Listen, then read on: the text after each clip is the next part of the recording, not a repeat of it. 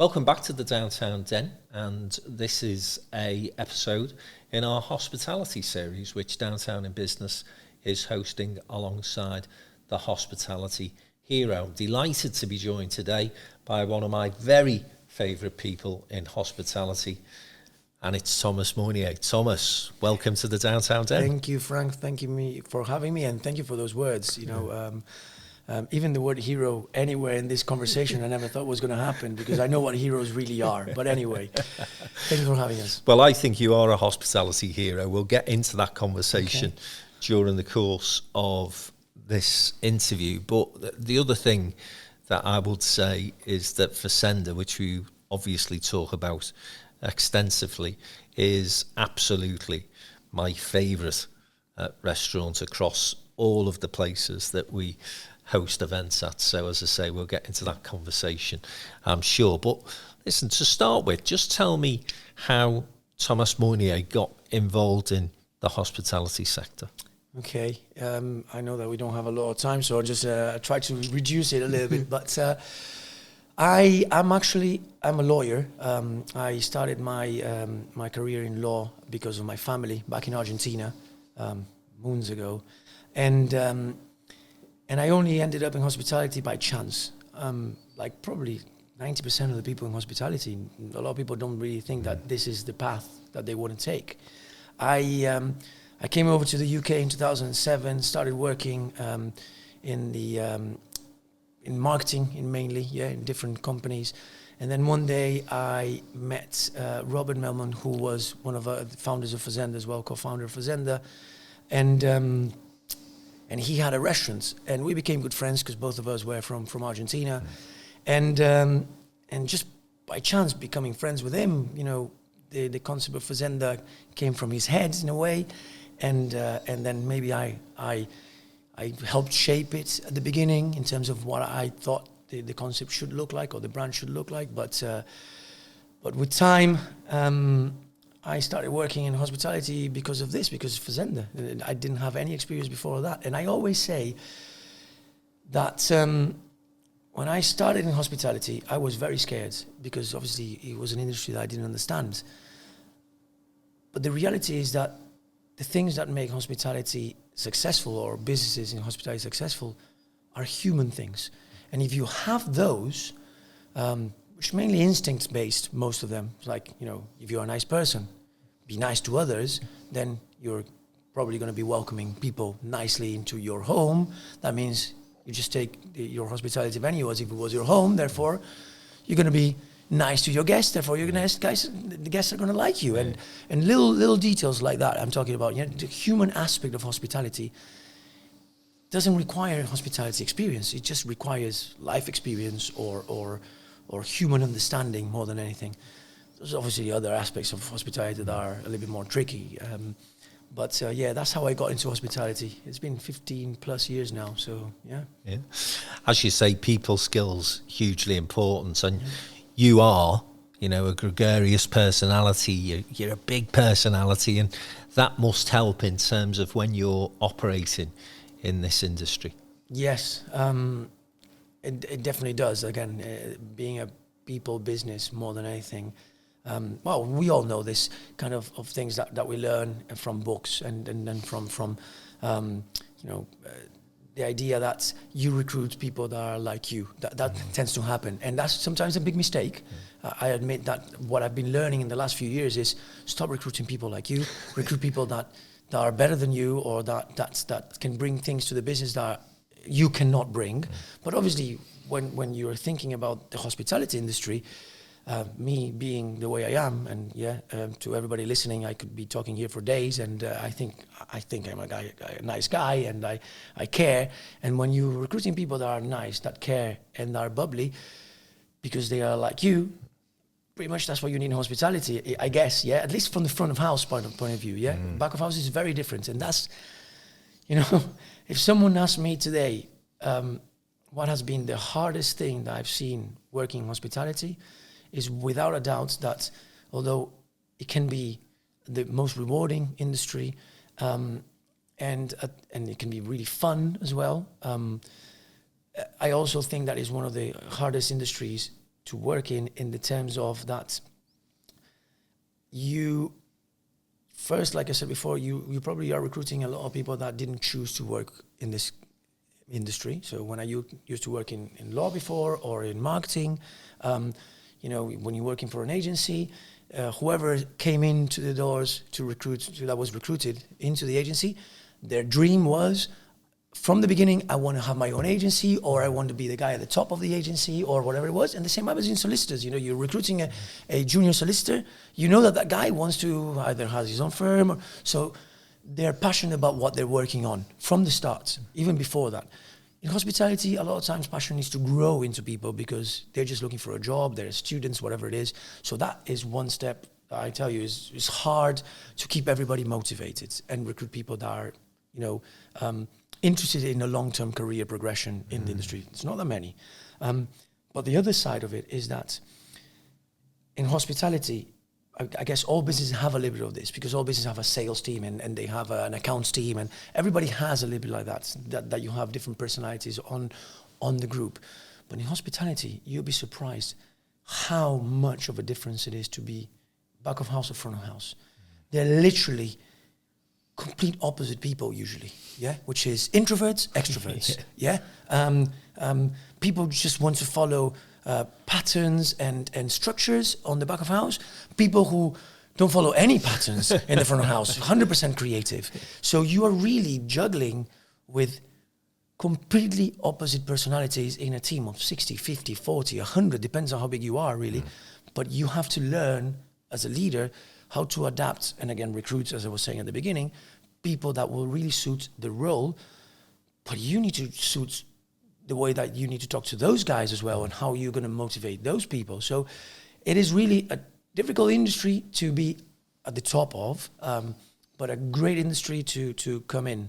There's a book, one of the few books I read, I have to admit, Frank, I don't read a lot. I might listen to some books, but I don't read a lot. But I read this book about, that someone recommended to me a long time ago.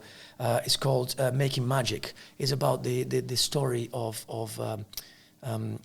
Disney, yeah, the Disney chain. And not the whole story, but the story seen from one of their vice presidents. And I remember that the guy said, it doesn't matter whatever you want to do in your life, whatever it is, you should at least have 1 or 2 years working in hospitality. Always. Because it will give you skills, people skills, that even if you want to be an accountant or a dentist, you should have. It's about the direct impact, literally in the moment of your actions. If you took the wrong order and you put it through the till wrongly, or you drop something, or you fail to go and pick something up, the result, the impact, the negative impact of what you did happens there and then. If you do something that affects your teammates, therefore the service, it will happen there and then. So it teaches you about consequences, it teaches you about people, skills, and it also gives you another one that for me in hospitality, and everybody that works in hospitality would definitely, and the ones who don't work anymore but did before, will agree with me, teamwork in hospitality is the most important thing. And therefore, it teaches you 3 skills for me that whatever you want to do in life will set you up for success, whatever you do. Anyway, I know it went very sideways here because it was about me, but no, I'm so sorry.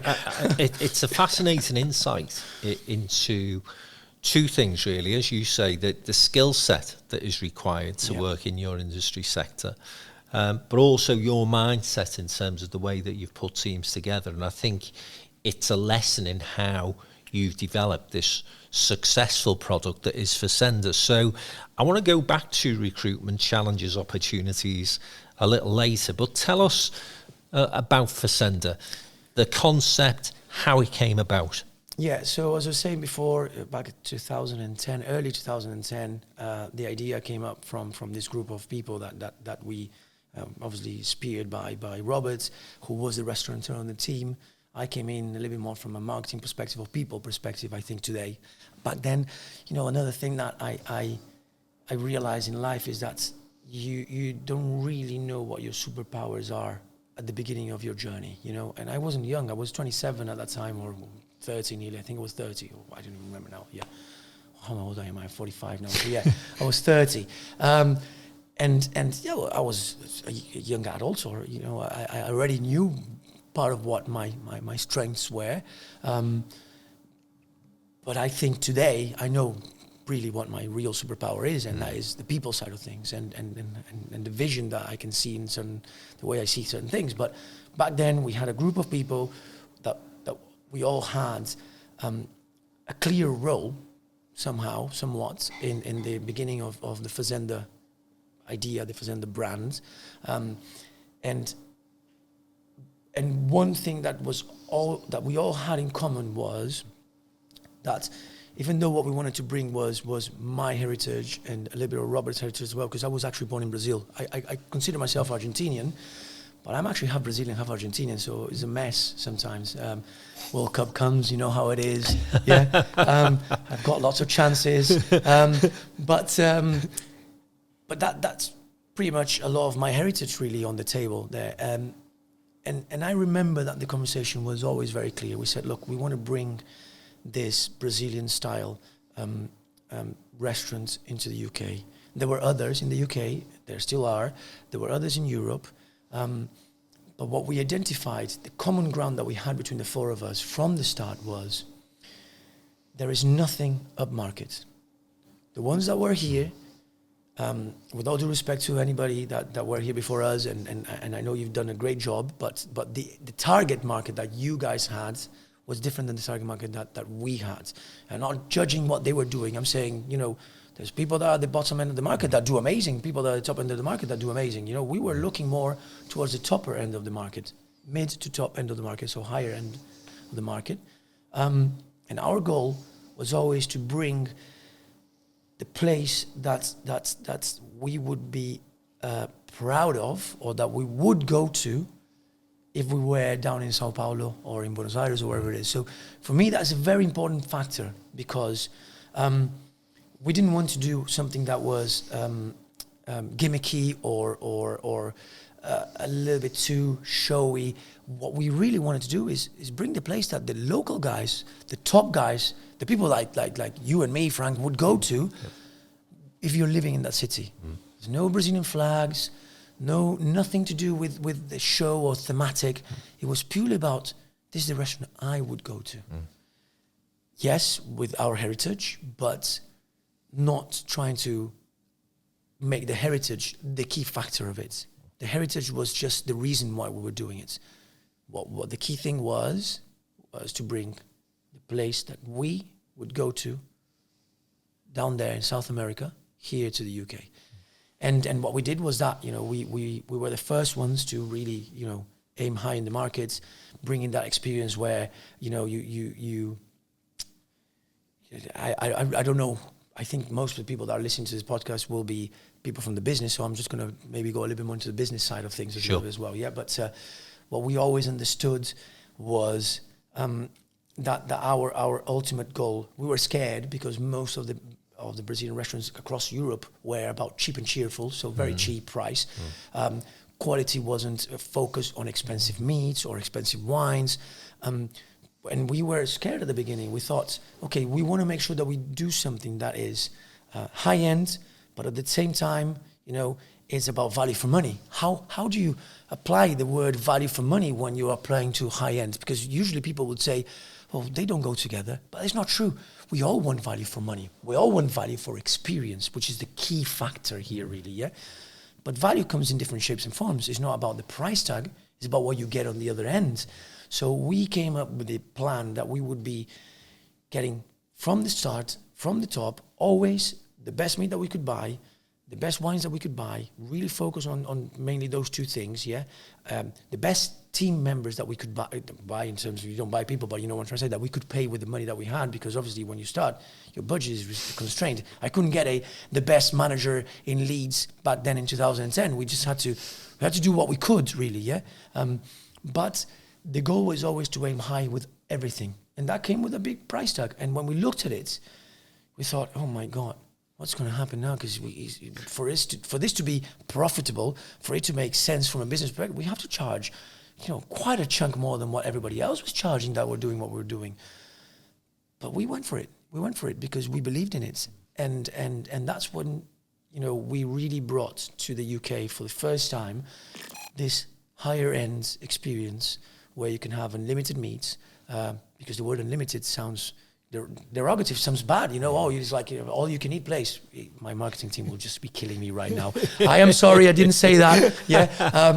But it was difficult for us to put ourselves in the right marketplace, knowing that this is what we were offering. But we were the first ones to do that across Europe. I repeat, which is a very important thing to say.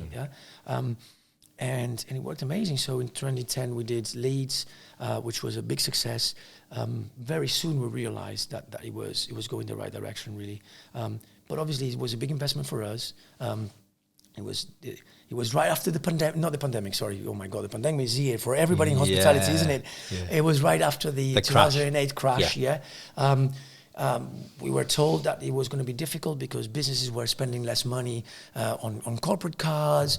So even then, in a difficult time for hospitality, we were doing very well. So we knew straight away, okay, this is the time for us to start thinking about what the next step is.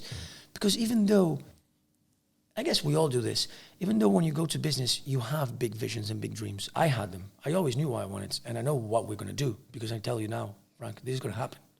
We're going to take Europe. I know we will be the top number one in Europe, and this is going to happen. It's going to take time, because we don't rush things. But that was the vision from day one. We knew this. We always knew this. Very slowly. I know we go slowly, but we always knew that this was going to end up, that's the goal, that's the end result. But when you start, you can only focus, it's like, I'm being a little bit football-y here, really, but it's like one game at a time. Let's focus on Sunday, really. So we were just focusing on Leeds at that point in time. That was the goal. Let's play a good game. Let's win this match. We'll worry about the next team afterwards, kind of scenario. That was the mindset that we had. But obviously, when you start the game and you're winning 2-0, you can't stop thinking, oh my God, are we going to win this championship? Whatever, and you get carried away very quickly. And it's very important for business people to not do that. And I think we did very well in that sense. We were watching The Bear yesterday with my wife, not yesterday, the day before. And this episode that we were watching, there's a specialist that comes and speaks to one of the guys there and says, small is good. Small is also good. And it's true, sometimes we think that we have to have big places, big dreams, big stuff. Sometimes small plus small plus small plus small means big. Yeah. So we came to the game thinking, okay, let's do Leeds well. 2010, 2013, we opened Liverpool. To be honest, you're from Liverpool. That's when we met you, actually. 2013. To be honest, Liverpool was not our first call to be the second side. We wanted Manchester. We just couldn't find anything in Manchester. We wanted Manchester because it was easier to travel from Leeds to Manchester than Leeds to Liverpool, really. And we believe at that time, and we still believe now, that there's some synergy between having closer sites. Then we did 13 Liverpool. It went amazing from the start. In a very difficult city. I know you wanted to talk about this a little bit later, but very difficult city, Liverpool. I have to tell you now, it is a tough market, Liverpool. People in Liverpool are very different than the people in Leeds, and obviously now we know that every city has different behaviors. That's a great thing for us to be in multiple cities. We learned that, and then we did Manchester in 2014. We had a big gap in the middle where we tried different things that didn't work out in the end, unfortunately, for us. But that, again, failure is one of the best things for success, because you learn more there than what you do when you're doing well. And then in 2018, we opened Edinburgh, which was, actually Manchester was a raving success from the go. That one really, really caught us off guard. That was like... That was a surprise. Oh my God. And because obviously it's a pleasant surprise, but when it hits you the way it hit us, I don't think we were mentally prepared to what that meant for us. And how much effort really you have to put into business when things are going well. Because everybody thinks that, you need to work hard only when things are not going well. That's not true, Sometimes you work even harder when things are going well. It's a different kind of problem to have, I get it. Waking up in the middle of the night thinking, oh my God, I've got to do this, but it's a positive thing. It's very different than waking up in the middle of the night thinking, I don't have the cash to live tomorrow. I get that. It's a very different reason, but you still wake up in the middle of the night, yeah? And you're worrying about how you're going to deliver what you really could and can. So Manchester was a huge success for us. I think part of it because we were sandwiched in Manchester between Liverpool and Leeds as well, so the brand had a bigger momentum at that point in time as well. But then we opened Edinburgh, and the first year in Edinburgh was ridiculous. Goods, yeah. It was crazy. And then that's, I think, when we realized, you know what? You're on something. It doesn't matter where we go. Yeah. It doesn't matter where we go. We know we've got it now. And then on that same year, opening 2 in a year was hard work for us. Cash-wise, also very, very taxing because, you know, you've been to our restaurants, you know how much we put into it. We're talking about millions here, millions. Yeah. So taxing, money-wise, that was tough for us because opening 2 in a year was taxating. And then we opened Birmingham at the end of that year, and it went very well again. And suddenly, you know, you're in that role where it's like back end of 2018. We thought, okay, let's get 2019 out of the way so we can generate some cash to open the next one, because the goal was always to run the business and grow it internally. At that time, we went through a little bit of an MBO kind of scenario, so more pressure for the business because we need to put more money in, and etc. Doesn't matter, that's not the point. The point is, we were ready to go to London. Back in 19, that's it. You know we can do it. That's when people will really know who we are. Because I believe that, you know, I do believe that brand is a big thing in any business that you do. But sometimes you have to be in the right place for people to know who you are. And unfortunately, until you are in London and you can conquer London, people don't know who you are. I know that we go to Sheffield or Newcastle today and you say the word Fazenda, maybe 5 out of 10 or 4 out of 10 people will know who we are because people travel either to Edinburgh, Manchester or Leeds or whatever, and they'll know, fine, yeah. But you go to London, you ask people don't know who we are. You go to Bristol, people don't know who we are. But I know that once you conquer London, you go to Bristol, people will know who you are. You go to Glasgow and people will know who you are. You go to Belfast and people will know who you are. So we knew that London was the place. So we went down to London in 2019 to open a site, and we all know what happened. Pandemic hit. And so we had to stop the momentum. We had to stop the momentum. Business momentum. That's pretty much the story until on the other side of that very white and probably red more than white page of our history and the industry history. On the other side, we emerged stronger, really. And then we went into London in 2023. And it's been very good. I'm touching wood for those of you who can see me now because it's been good. It's been very good. We're not in a AAA location and we are performing amazingly well. So, yeah, that's us pretty much. I don't know if I told you everything you wanted to hear. Is there any questions? No, fantastic. I mean, there's a fair bit that I want to unpick because, as I said, and I'm not simply saying this because you're here, I do say this. Oh, I'm going to watch the next. I'm going to watch the whole series. Fazenda, you say this to everybody. Yeah? I tell you, Fazenda is special as a concept, and every single venue. We're fortunate enough to work with you in many of the cities that you've just mentioned there. You know that you're going to get quality. 2 things that I wanted to just pick up on. One, I think it's interesting that you've got a marketing background. I think you can tell because I think Fazenda is hugely well marketed. And when we talk about marketing, I'm not simply thinking here about good social media, good print media, those sort of things which everybody associates with the term marketing. I'm talking about people and those people who represent you. So that's one thing. The second thing I'd say about your business is that you don't compromise on quality. And I think that you've mentioned the word a number of times, experience. You were one of the first restaurants where you actually did feel as though you were going out, not just to eat, but to enjoy an experience. And that, as a concept, I know there's many people might do it now, but 15 years ago, it was very innovative, very unique. So I think that marketing background has certainly helped in terms of the Fazenda brand. But I think also, Tomas, your attention to detail, the lack of compromise, as I say, on quality, and that ability to attract the right sort of profile of person, all of those things have created the ingredients for what is now a hugely successful business. Yeah, you touched a few big points there, obviously. They might look very separate, but I think they are kind of interrelated, all of them, because we talked about it at the beginning, it really is a people business. So I have this vision that marketing cannot be abstract. When marketing is abstract, it's just a brand on a piece of paper or something that just passes by. You don't.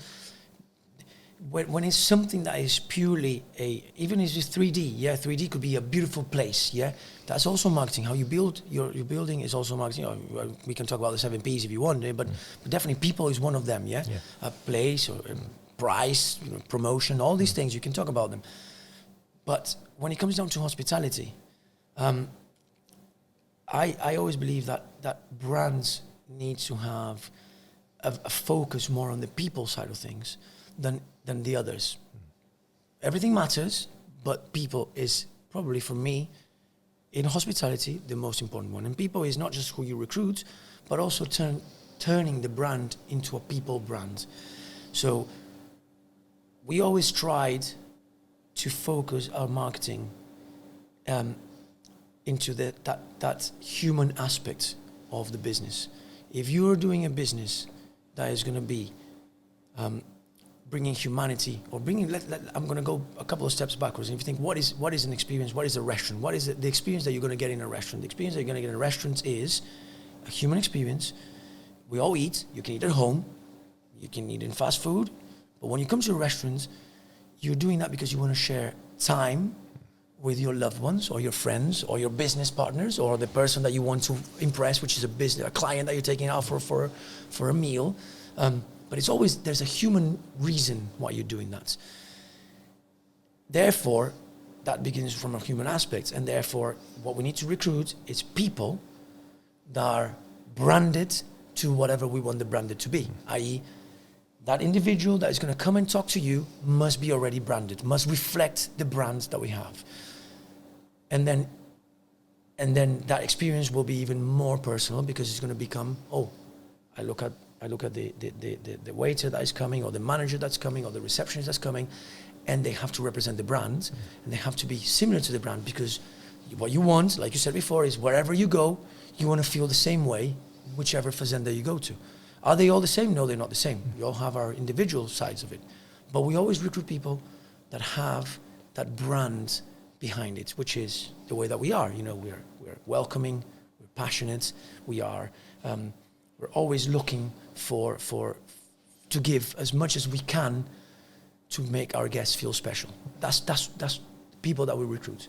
And then when you realize that is the people aspect of the brand, when you know those key points of your brand, you recruit people like that, but you also think, what's the marketing going to look like to mirror that brand mindset? And I always said, if we're going to be personable, if you're going to be passionate, if you're going to be welcoming, then that means we need to go out there into the world and get the business in a personal way, in a passionate way, in a welcoming way, which means having something printed in a piece of paper or just having a beautiful brand, that doesn't speak personable. So that's why we came up with this mindset of let's go out there, just like you guys do, networking events. Downtown Business is about community, is about letting the whole city, the whole business community get in touch with each other. Let's represent the brand in those events. Let's represent the brand in those worlds. Let's get out there, not from a business developing point of view.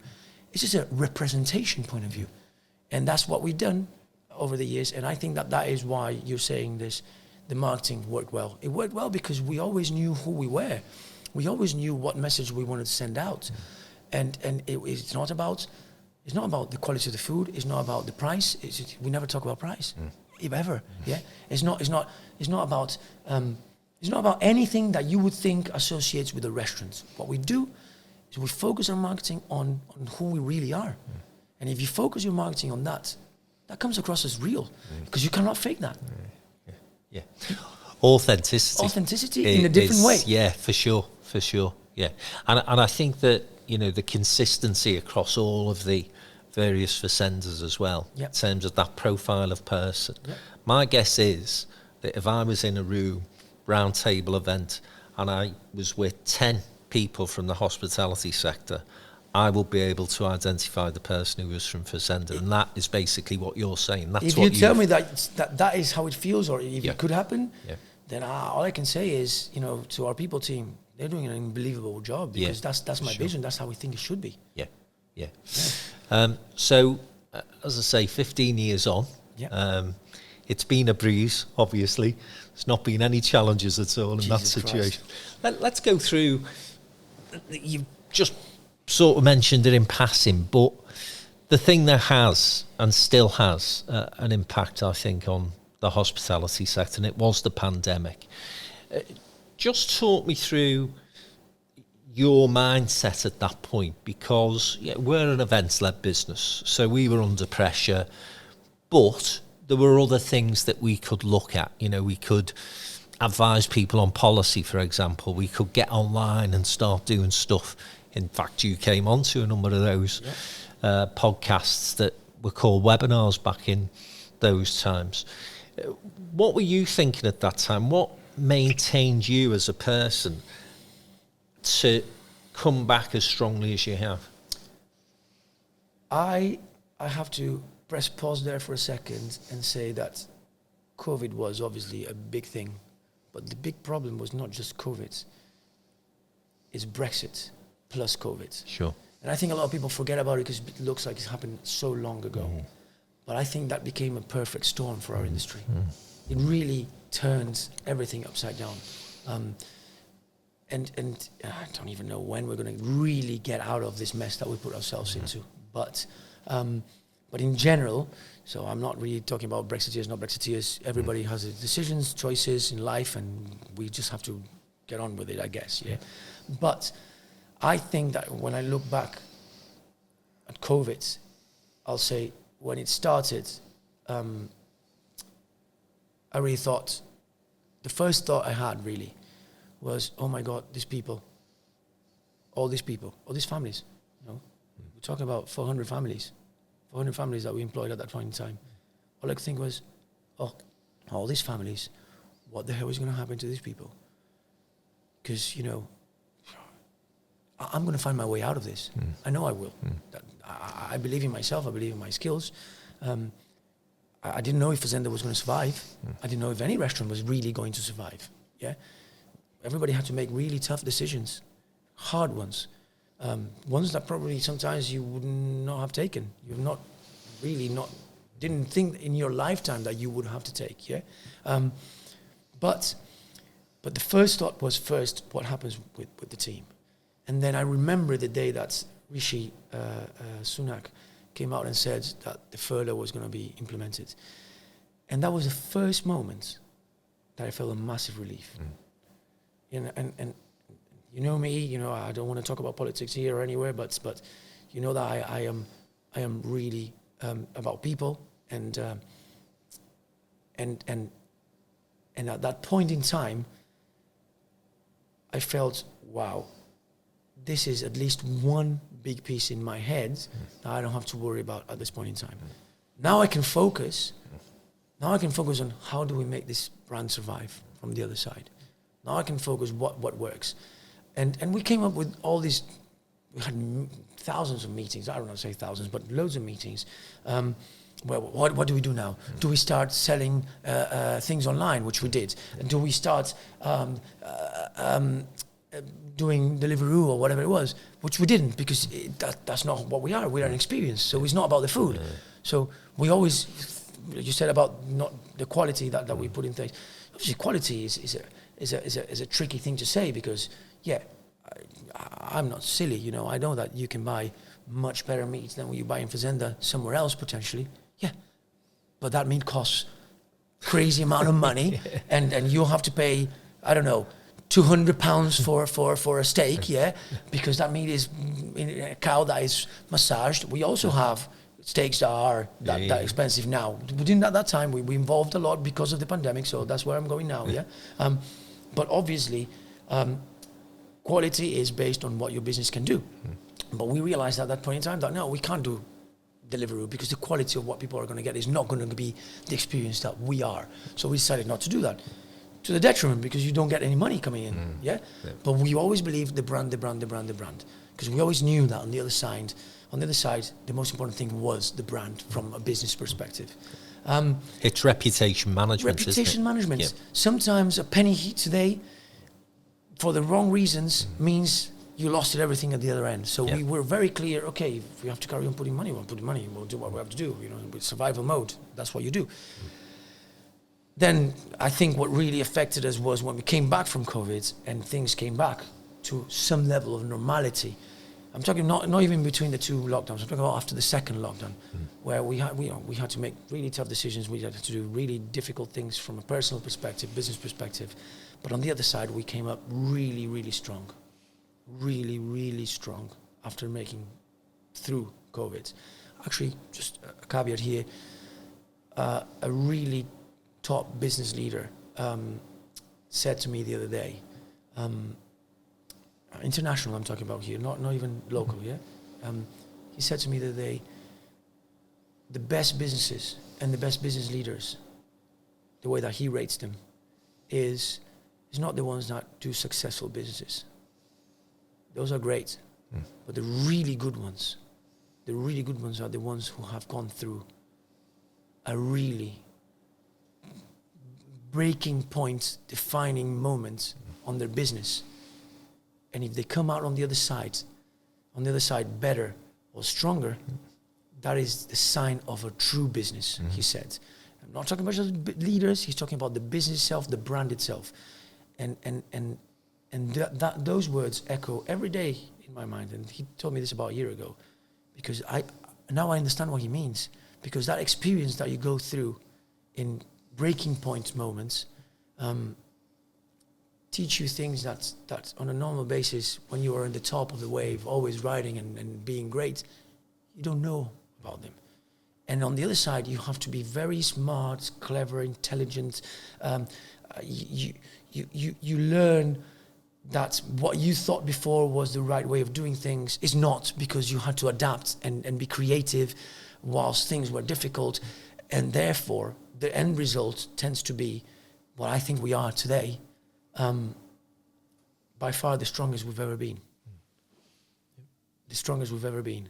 Did that answer kind of your question? It did. Yeah. So those challenges, obviously you've used them to become, as you say, stronger. And since the pandemic, obviously, your London offering has opened, and that's been a huge success. Yeah. Let's mention Brexit, because I think, like you, it's underestimated in 100%. Terms of the impact it's had. I mean, it's £40 billion economic impact annually on a negative basis, Brexit. But also, from the perspective of the industry, recruitment. Yeah. Right? And I don't speak to anyone within hospitality, particularly in London actually, but in all cities, who don't say to me that Brexit hasn't damaged the industry in terms of that recruitment process. 100%. But look, it's been a few years now. I spoke to a lot of people about this.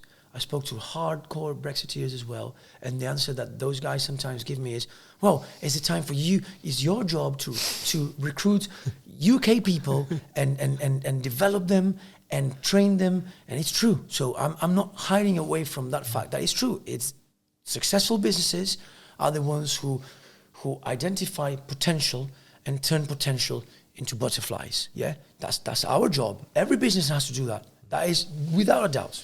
And so that's why I'm starting with this point here, because I don't want anybody that is listening to this podcast thinking, you're always hiding behind a problem or Yep. you know, we were talking earlier today outside of the podcast about government and government decisions, and I'm saying, look, a business, the role of a business is to make everything that we have in our power to be successful. And the challenges that are in front of us, some are man-made, some are nature-made, because again, talking about, for example, inflation, everybody talking about inflation, and you're looking and you say, listen, I want to tell everybody that is moaning about inflation that a big chunk of it, and probably all of it, but I don't know statistically really, has nothing to do with a governmental decision or the supermarkets.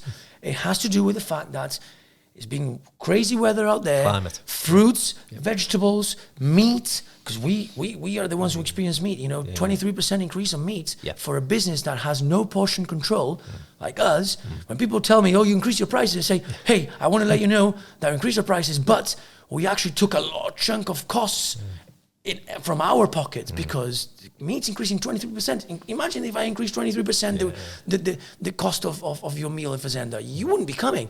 So we are suffering really, but that is not necessarily governmental problems.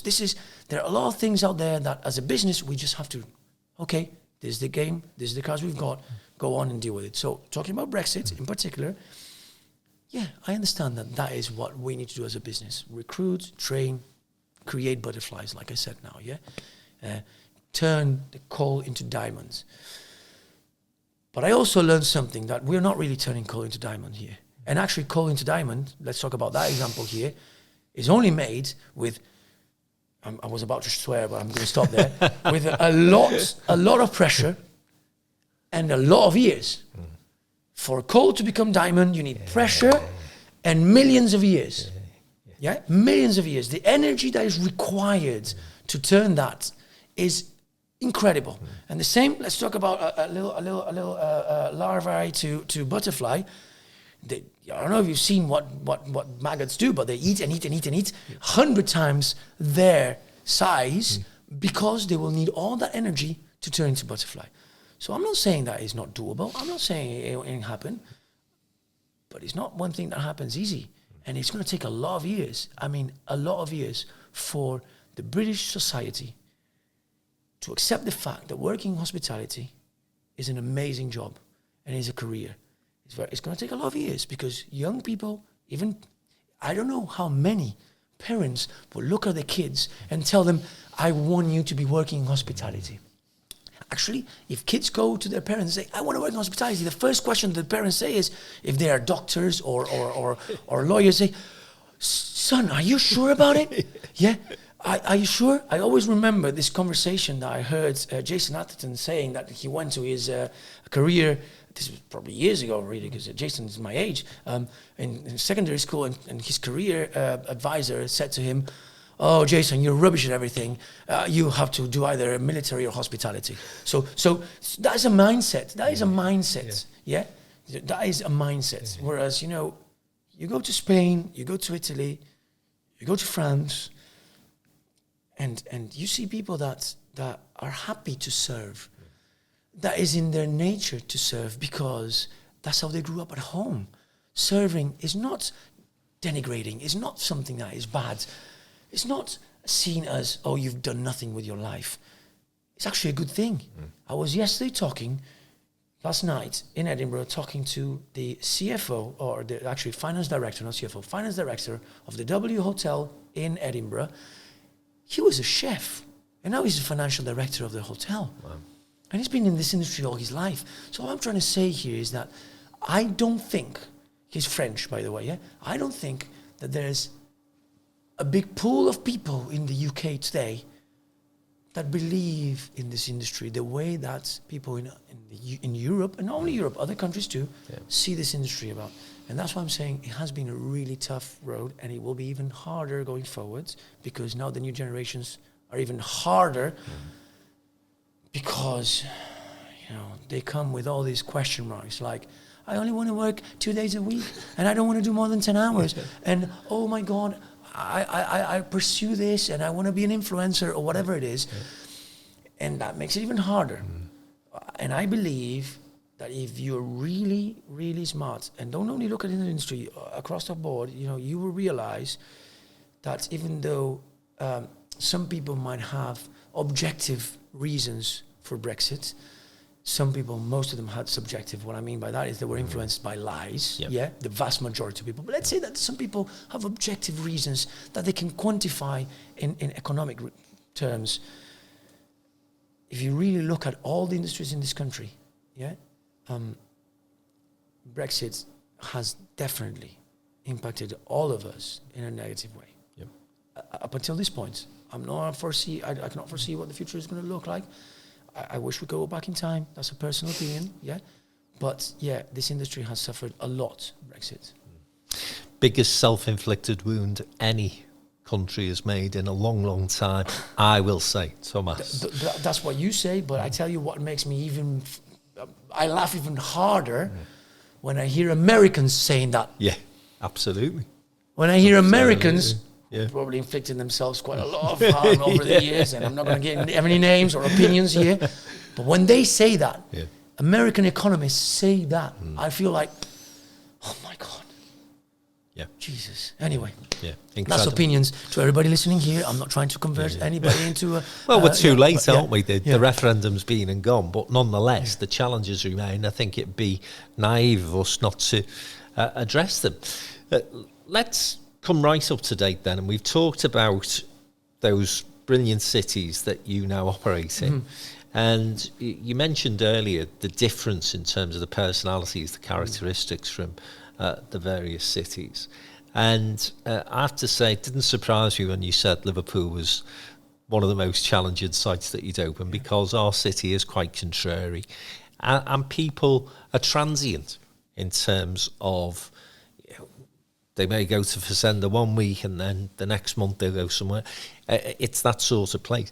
The other thing I think that you've got in Leeds, Manchester, probably Edinburgh, don't know as well, certainly Birmingham, is a bigger corporate market to go at, because Liverpool obviously relies heavily on its visitor economy. But just in general terms, how do you identify the cities that you're going to go to, going to attack?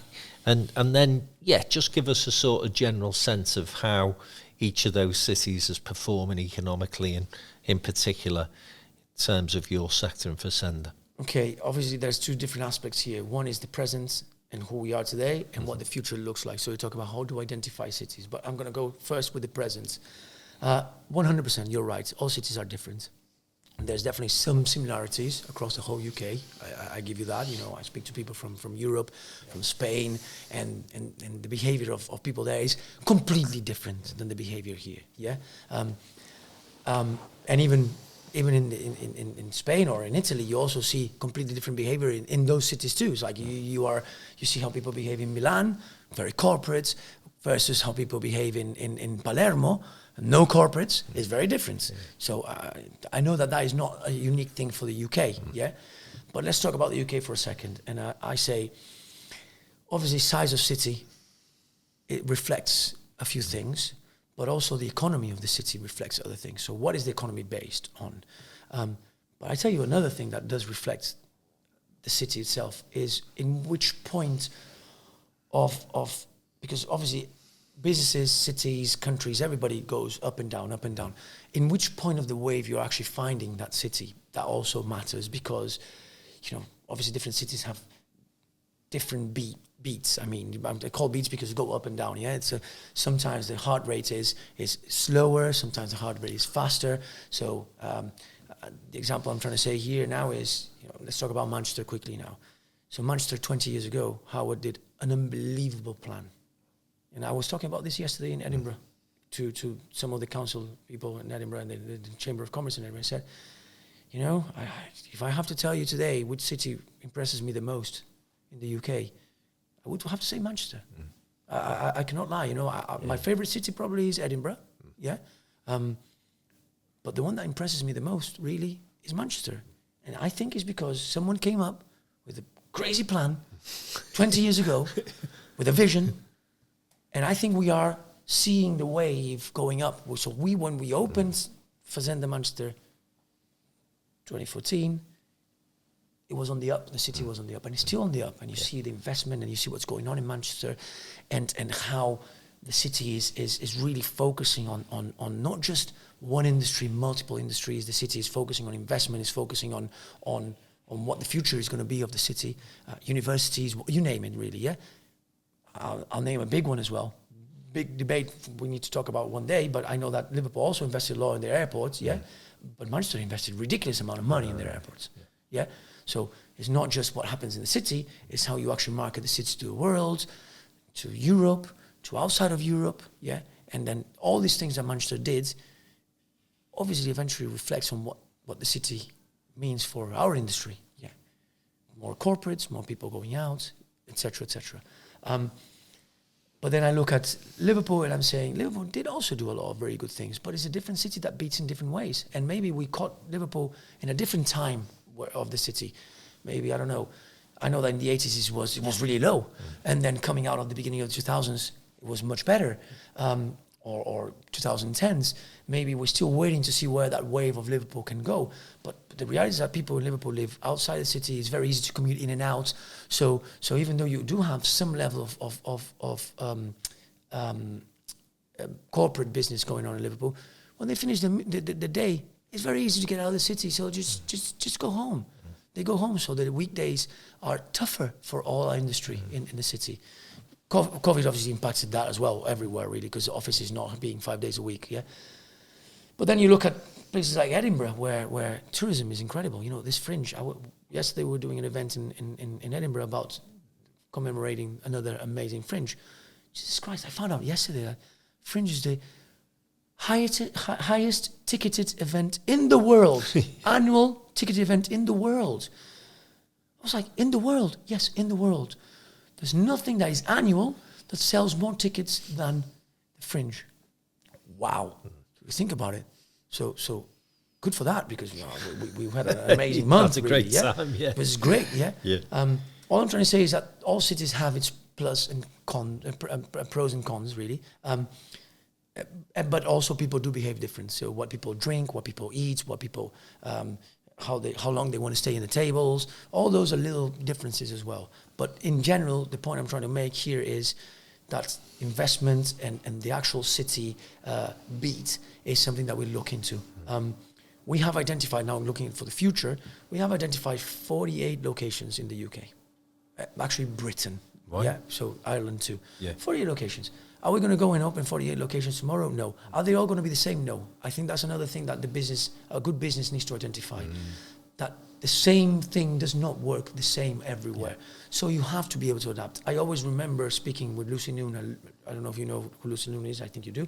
But a long time ago, when they were opening Hawksmoor here in Manchester, how much they really thought about Manchester as a city versus what Hawksmoor was before they opened here.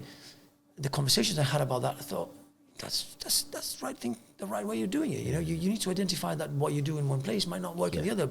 You still have your brand, you still focus on your core, but you need to do some little different things. And maybe our next locations, wherever that may be, you know, Newcastle or Sheffield or any smaller cities out there that we have identified as a potential, can't be the same size. It can't be exactly the same. We have to find a way that it works and operates in those cities. But we are aware that there is growth for us in the UK. And obviously, as I said to you before, the same happens in Europe. You know, there are similar cities to Manchester and London across Europe. If we can do it in Manchester, and we've done it in London, and I know that London probably has room for another 7 or 8 Fazendas based on the analysis that we have done, then there's a lot of growth here for us. But we look at all the little details. And I'm going to be patronizing anybody here, really, but one piece of advice I'm going to give to anybody that wants to open a restaurant anywhere in the world, really, or any location, don't trust data only. You know, go on a Monday in January on the location that the estate agent is trying to tell you that is the best location in the world.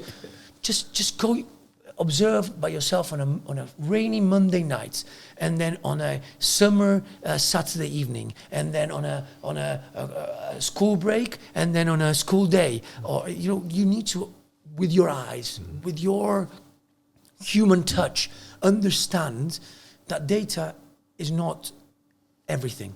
A good business is run with data, but by people. So you have to have that human aspect on it, because that's the reason why we are leaders, because we have gut feelings. I know It's gut instinct. feelings. Instinct, which is not really instinct. Again, a book that I read, I listened to it. It says that actually instincts is not really instincts. Is the unconscious side of your brain identifying infinite millions of little things that you are seeing now, but you're not consciously absorbing, unconsciously absorbing.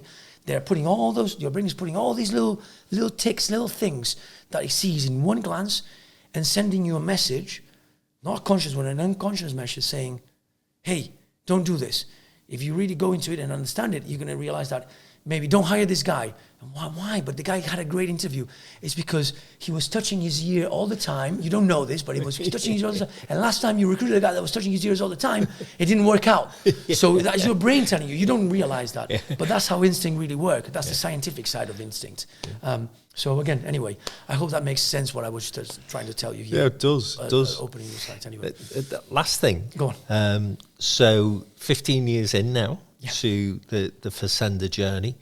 You've talked about all those potential sites that you're looking at across the UK. But for Tomas Maunier, where is the next step in the journey for you? What keeps you excited? What keeps you motivated? Well, I told you earlier, I know what keeps me motivated. I know that we can take over Europe. That's my goal. That's my real target. I don't see anybody in Europe that has the brand that we have doing what we do. I see lots of potential. I think we've got an amazing team with us that can actually deliver things like that. And by saying an amazing team, we don't have anybody that came from outside that has big stripes. We don't hire generals. Yeah, we don't hire people that's big CEOs or we've never done that. We've always recruited people that are growing with us because we don't go fast. And a lot of that has to do with the fact that when you recruit people like that, they're as hungry as you are for what you do day in and day out. And I look back, when I look into the office that we have, the team that we have, and I look at their faces, I see them as hungry as I am. And that's why I know that this big dream is not just mine. It sits on a lot of faces, a lot of conversations that we have internally with the senior team, and that's why I know that we can do it. Fantastic.